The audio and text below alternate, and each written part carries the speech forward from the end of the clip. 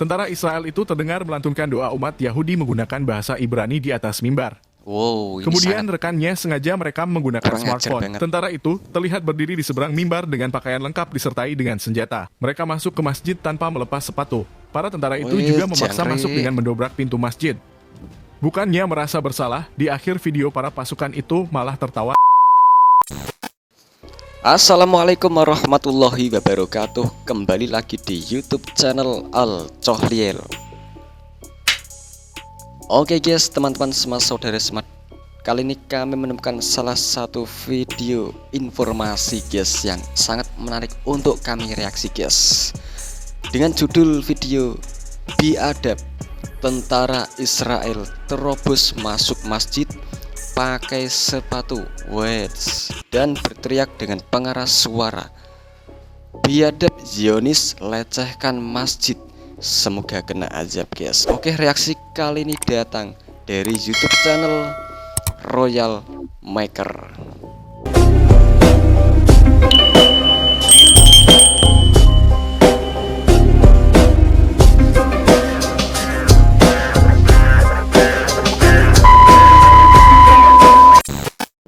Hei sahabat muslim tanah air.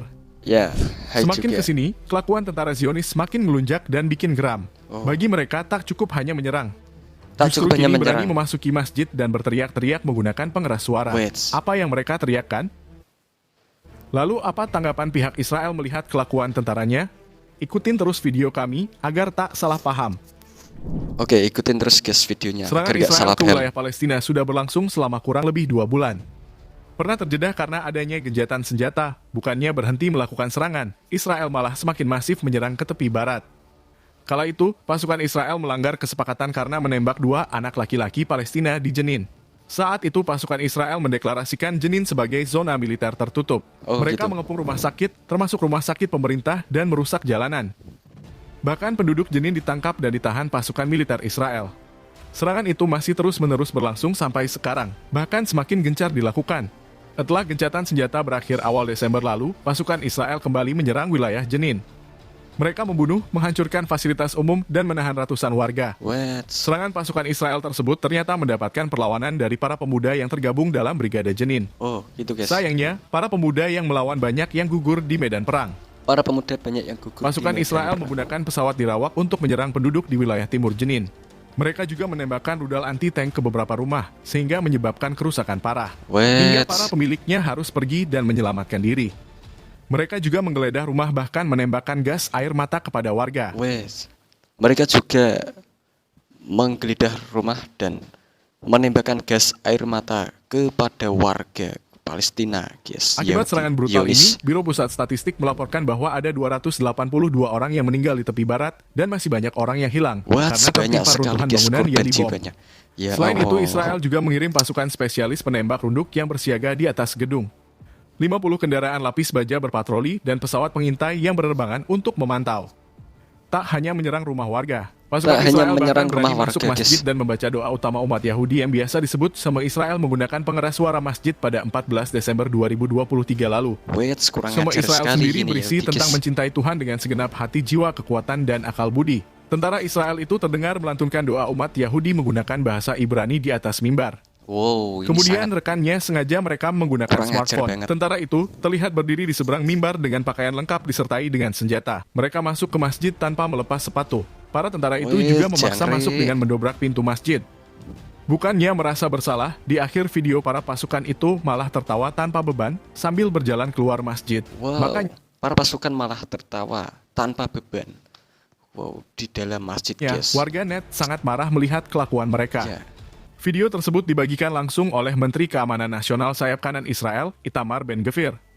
Video itu pun langsung mendapatkan respon dari pemerintah Palestina. Nabil Abu Rudaina, sebagai juru bicara kepresidenan Palestina, mengecam tindakan menistakan masjid seperti yang dilakukan oleh para tentara IDF. Rudaina memperingatkan Israel untuk tidak menimbulkan konflik agama karena dampaknya bisa meluas. Betul itu. Api perang agama yang ingin dikorbankan Israel tak akan terbatas pada wilayah Palestina saja.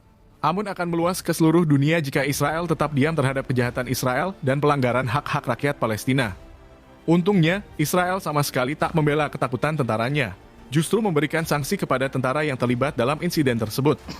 Mereka telah dipecat dari tugas operasional. Mereka dianggap telah melakukan hal yang bertentangan dengan nilai-nilai IDF. Tindakan ini juga menuai kecaman dari Organisasi Perserikatan Bangsa-Bangsa atau PBB. Juru bicara PBB Stephen Dujarric merespon kejadian tersebut.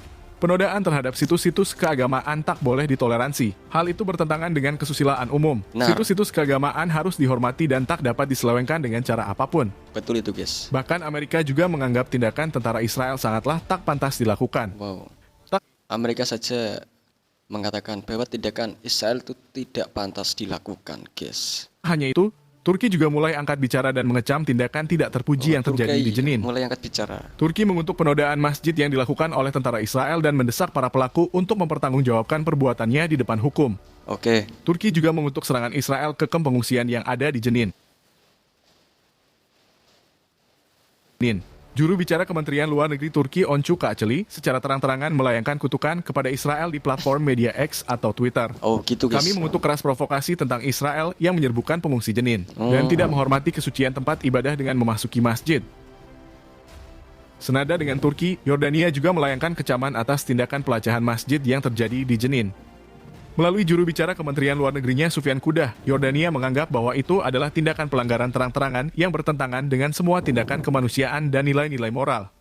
Kudah juga sekaligus meminta masyarakat internasional untuk memberikan tekanan kepada Israel agar menghentikan serangan pada warga sipil, fasilitas kesehatan, rumah ibadah, dan fasilitas-fasilitas umum lainnya.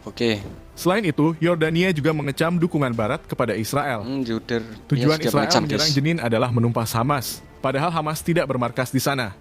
Yang ada adalah sejumlah pemuda yang berjuang untuk kemerdekaan Palestina. Secara tak langsung, serangan Israel bukan hanya untuk memburu Hamas, tapi melemahkan semua jenis perjuangan bersenjata yang diupayakan warga Palestina. Ada 1.400 pasukan Israel yang diterjunkan dalam penyerangan tersebut. Salah satu yang menjadi sasaran adalah kelompok teater Batu atau Teater Kebebasan. Kelompok teater ini berdiri tahun 1987 dan didirikan oleh Arna Merkamis. Setelah kejadian Intifada pertama, teater ini sebagai ruang bagi anak-anak menyembuhkan diri, sekaligus pemberdayaan perempuan di bidang teater dan seni. Kelompok teater Batu memiliki misi melawan dengan seni, walaupun sudah digempur bom Molotov berkali-kali. Naasnya baru-baru ini tentara Israel menggeledah teater tersebut dan menangkap direktur artistiknya. Tak hanya tentara, para pemukim ekstremis Israel di wilayah tepi barat juga melakukan serangan kepada warga Palestina. Para pemukim itu bahkan menghancurkan kurang lebih 3.000 pohon zaitun selama musim panen. Mereka tak lebih baik dari pasukan militer Israel. Para pemukim ekstremis mengganggu para penggembala dengan memaksa 900 orang pindah dari 15 dusun. Padahal para warga sudah mendiami tempat itu selama bertahun-tahun. Negara-negara di dunia, termasuk Uni Eropa dan PBB, menganggap bahwa para pemukim yang ada di sana telah melanggar hukum internasional. Sayangnya, Amerika Serikat di masa pemerintahan Donald Trump tahun 2019 lalu malah melegalkannya. Makanya Israel berani melakukan aneksasi atau pencaplokan daerah tepi barat. Bangsa Palestina tentu saja tak terima karena mereka akan kehilangan tanah mereka. Padahal mereka membutuhkannya sebagai bagian dari syarat pembentukan negara merdeka nantinya. Sayangnya, meski dianggap ilegal oleh banyak negara, pemukiman warga Israel tersebut tetap tumbuh hingga saat ini. Makanya tak salah kalau Turki menyebut pemukim ekstrem Israel sebagai teroris. Aksi pemukim yang membahayakan warga Palestina turut menjadi kekhawatiran Joe Biden atas serangan Israel baik dari tentara maupun pemukim yang tak kunjung berhenti dan malah semakin meluas. Turki kembali menyerukan gencatan senjata dilakukan, bila perlu pembantaian ini segera diakhiri. Tak cukup dengan penyerangan yang memakan banyak korban. Kali ini, kembali lagi tentara Israel barulah dengan membaca doa utama Yahudi di dalam masjid. Tindakan ini pun langsung mendapat banyak kecaman. Kali ini tak ada yang berada di pihak Israel. Bahkan dari negara sekutu Israel sendiri, Amerika Serikat pun ikut mengecam. Terima kasih. Wassalamualaikum warahmatullahi wabarakatuh. Waalaikumsalam warahmatullahi wabarakatuh. Oke guys, begitulah guys video informasi dari YouTube channel Royal Maker dengan salah satu videonya yang kami reaksi dengan judul Biadab Tentara Israel terobos masuk masjid pakai sepatu. Dan berteriak dengan pengeras suara guys. Ini sangat kurang ajar sekali guys ya, para Zionis Israel, tentara Israel Yahudi masuk masjid pakai sepatu dan mereka berdoa dengan doa Yahudi guys. Selepas itu dia tertawa tanpa beban sekali, gembira bisa menginjak-injak masjid pakai sepatunya itu loh. Wah, ini bikin kita panas guys sebagai warga umat Islam. Semoga Allah mengazabnya guys ya kepada Zionis Israel Yahudi ini guys ya. Oke guys, cukup sekian guys reaksi kami kali ini. Jika ada kesalahan kata-kata yang kami ucapkan, kami mohon maaf sebanyak-banyaknya. Terima kasih, sampai jumpa lagi besok. Wassalamualaikum warahmatullahi wabarakatuh. Thank you.